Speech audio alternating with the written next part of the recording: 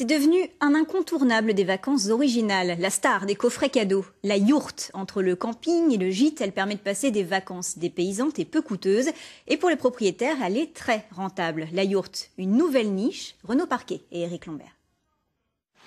Un cadre champêtre, retiré du monde, bercé par l'écoulement de Lyton.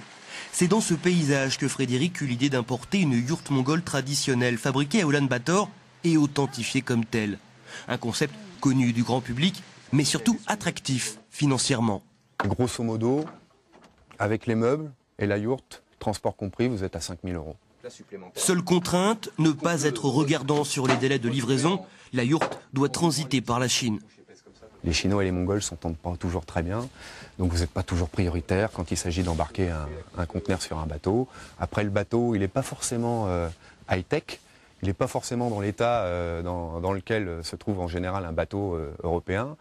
Et le nôtre prenait l'eau. Il a fallu qu'il fasse en 3 mois ce qu'il aurait dû faire en 3 semaines.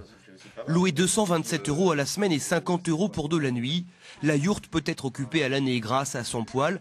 La température avoisine les 20 degrés même par très grand froid.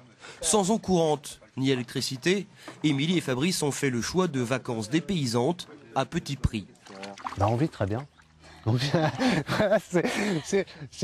Faut s'adapter.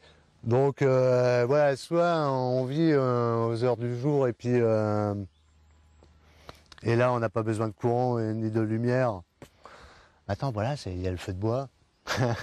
Il y a le feu de bois, il y a quand même le gaz, donc on peut quand même se faire à manger et cuire. À la fois économique pour les vacanciers et rentable pour les investisseurs, ce type d'hébergement risque de se développer. Frédéric envisage déjà de s'agrandir.